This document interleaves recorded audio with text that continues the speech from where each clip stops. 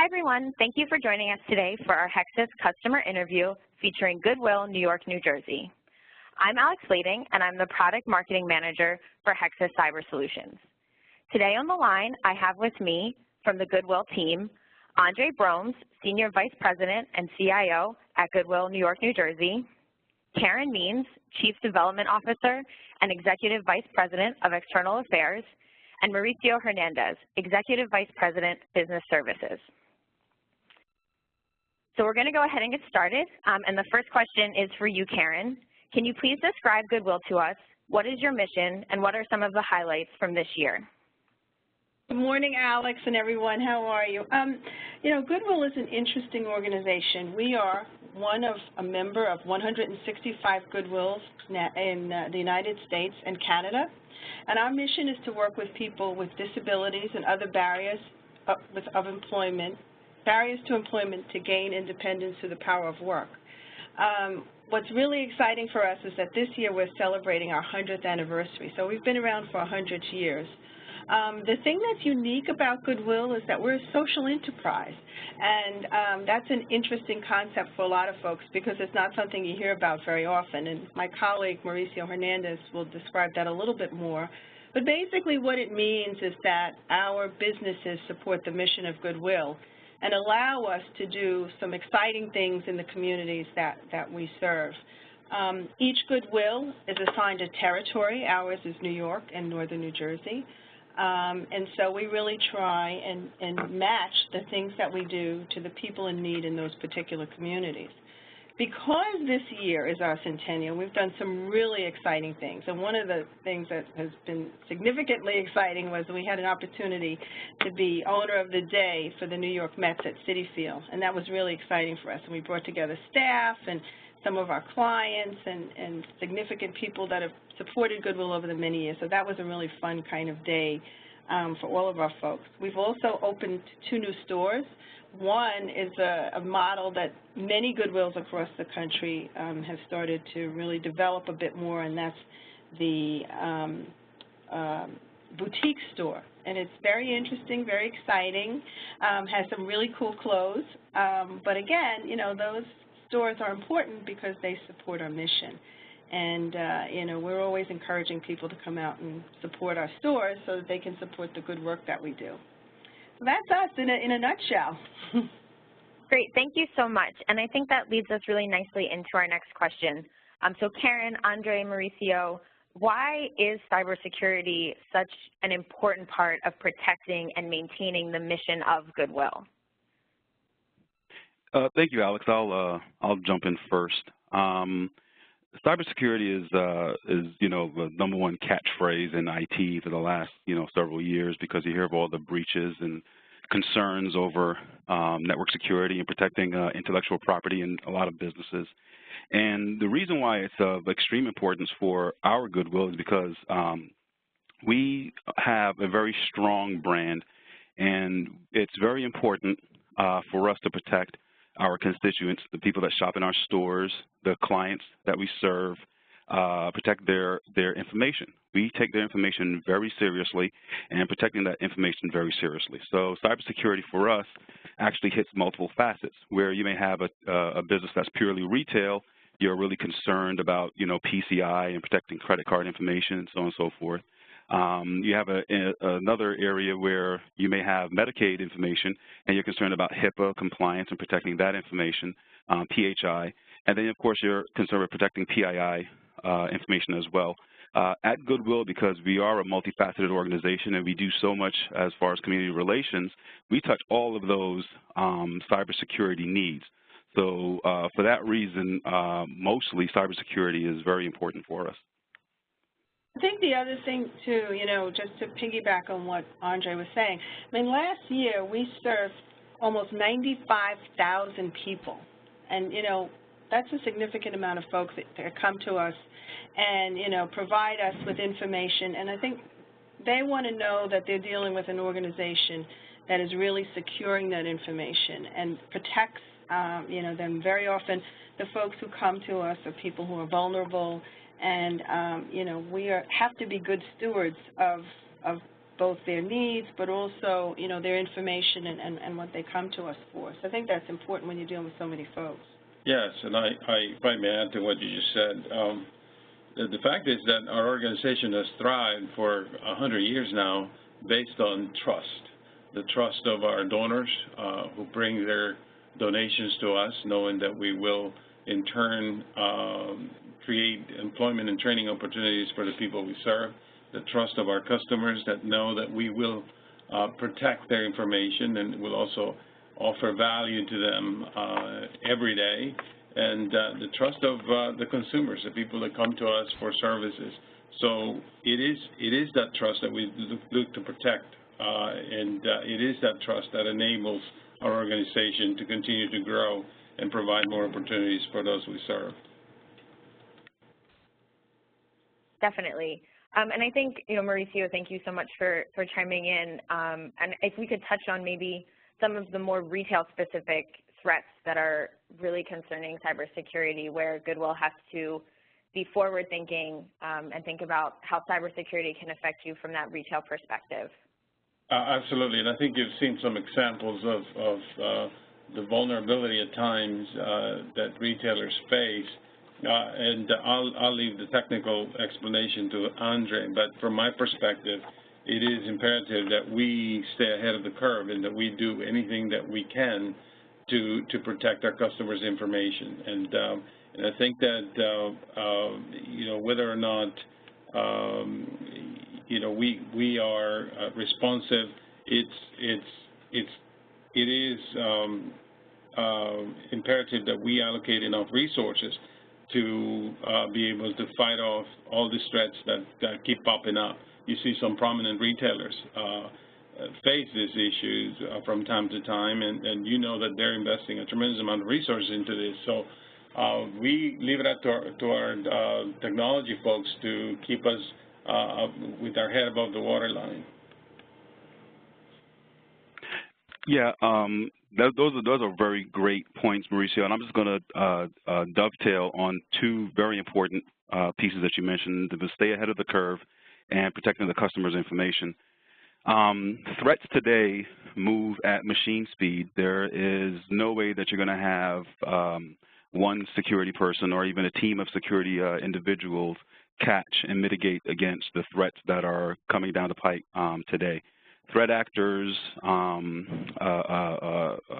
various states that have different reasons for attacking companies and areas, they do so with blended scripted attacks that it's impossible for one person or even a group of individuals, as I mentioned, to really attack, and counterattack those threats. So it's very important that we have a system in place that can look at some of these threats. Some specific threats that affect the retail industry are things like advanced persistent threats, threats that easily bypass firewalls and basically go undetected by normal security methods and means. And that is what, the retail industry is really has been impacted by. And the only way you can really stay ahead of that curve and properly ensure that your customer information is protected and safeguarded is to have a system in place that uses layers of security and actually is capable of responding to threats at machine speed as the threats do come through, again, at machine speed. I just, again, want to just emphasize, when people who come to Goodwill know that 92 cents of every dollar that they spend supports our mission. So they want to make sure that that money is used wisely, but also, that we are protecting, protecting them and protecting their privacy. So I think, that's extremely important. It's extremely important to us that our donors and our customers know that they understand that we do everything that we possibly can, go above and beyond, a lot of, than a lot of other folks do to ensure, that these things are taken care of and protected in the right way. Karen, that's a really good point. And I'd like to follow up to that, asking Andre, you have a great team at Goodwill, New York, New Jersey, led by you. So if you could just give us some more insight into the cybersecurity vision that you're building at Goodwill to protect, your customers' information, that'd be great. Sure. We look at it from one point of view, and that is IP, intellectual property. And we take all structures of IP, whether it's customer credit card information, protected health information, or just personal identifiable information. We keep all of that and take it very, very seriously and make sure that it is protected. Part of that process requires us to look at things from a scaled perspective and a layered perspective. So a proper security structure has to be layered in the sense that, you don't have just one avenue of protection, one area of protection, but you should have multiple layers of protection because there is no one-size solution to fit every single build. Years ago, people thought that firewalls were it.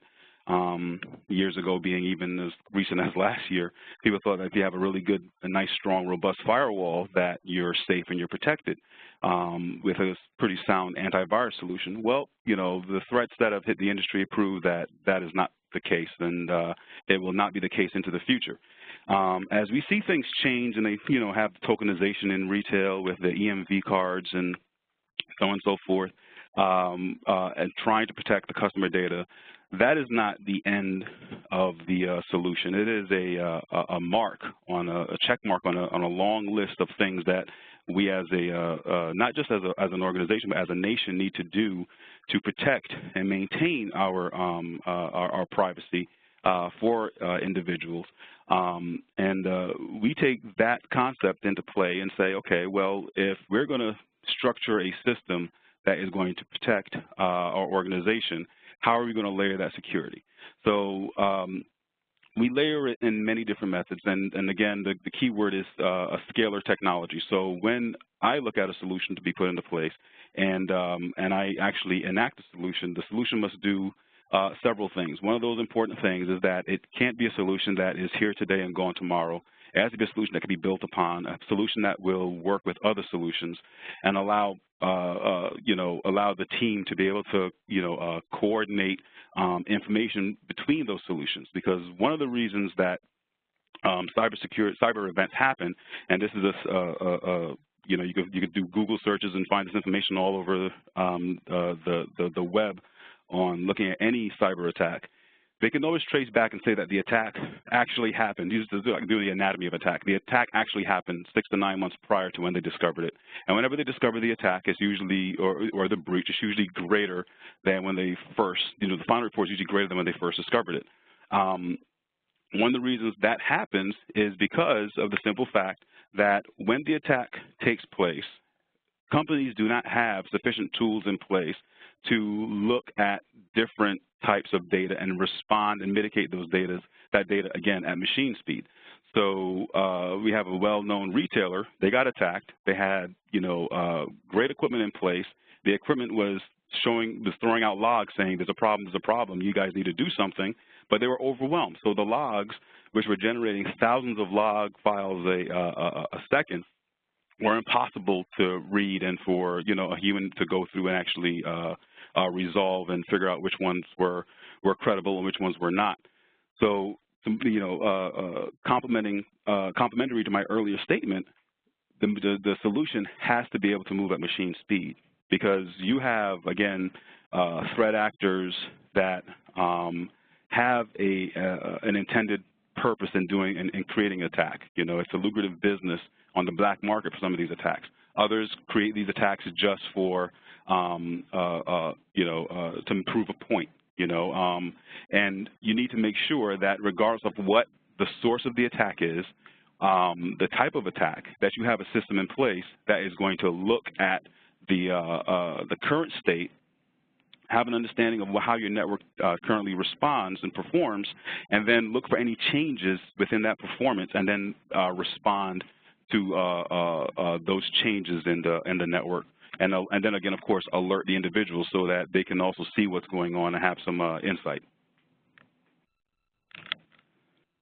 Great, thank you. So last question. Obviously, Goodwill is a Hexis Hawk IG customer. So, Andre, if you know, a colleague came and asked you, would you recommend HawkEye to a colleague? Absolutely, I would. First and foremost, I would find out from that colleague what their current cybersecurity structure looks like, because there are two pieces of cybersecurity. It is the structure of your cybersecurity organization and how you have equipment in place and what's doing what and so on and so forth. But then there's also the ability to react to the people that you serve.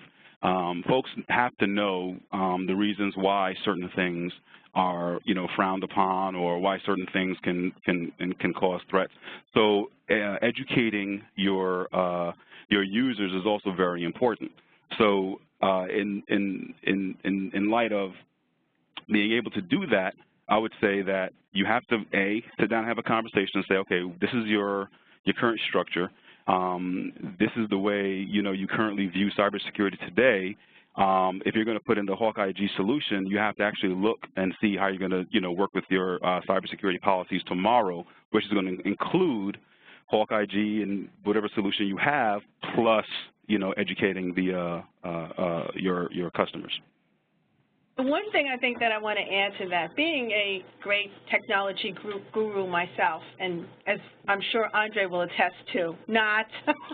Oh, absolutely. You amaze me every day. I think the one thing that's really important, and the thing that I would like to share as someone who's not really technology focused, is that you have to listen to and trust your people. And you have to know that, that when you have your tech people such as Andre, that they're really doing, what's best for the organization. It is sometimes very easy, to want to go to places on your computer that may be helpful to you as an organization, but may not be the safest places to go. And when you have when your technology people say, no, you can't go there, we need to clean this before, we open certain things, you really have to listen to them, because they know what they're talking about, and they're really doing, what's best for the organization, and really helping to stave off some really difficult situations and some real emergency kind of crisis situations, which we've been faced with. And so I think that's extremely important. And when you have such a great tool as, Hexis, I think you really have to take advantage of those tools and use them appropriately. Yeah, and from my perspective, we certainly rely on Andre and his team to identify these products and services that will strike the balance, help us strike a balance between functionality and protection. As a business operator, we have to keep up with the technology and be able to provide that to our customers, the protection to our customers, but also the ease of the transaction. Technology has changed and revolutionized the retail industry. And at the same time that we have the need to cope and keep up with all of these enhancements and changes in technology, we also have to keep in mind that we must strive to be safe at all times and protect the organization and those who support us.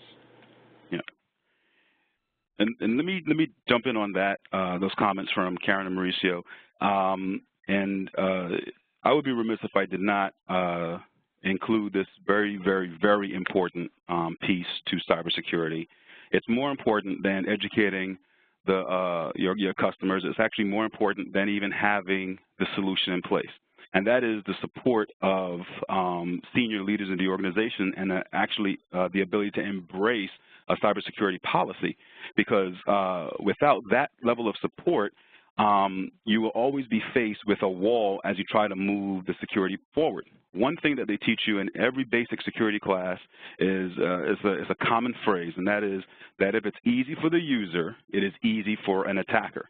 And as Karen mentioned, they're always you want to do things, and your customers want to do things that aren't malicious necessarily, but they want to do things to be more effective and productive in their day-to-day business. But from a security perspective, it could introduce a threat. So having that level of support, and understanding, well, okay, yeah, we may be a little frustrated, or it may be a little bit of a delay in trying to get this going, but as long as you can make sure that we're secure, we have an alternate method in getting our work done, then we're okay with it.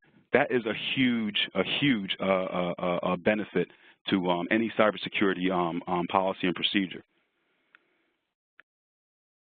Awesome. Really good points, guys.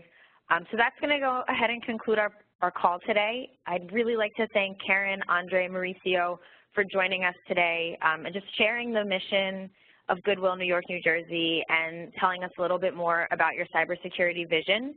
If you'd like to learn more about Goodwill New York, New Jersey, you can visit their website at www.goodwillnynj.org, or you can follow them on Twitter at New York, New Jersey Goodwill. And if you'd like to learn more about Hexis Cyber Solutions, you can visit us at www.hexiscyber.com or on Twitter at Hexis_cyber. Thank you.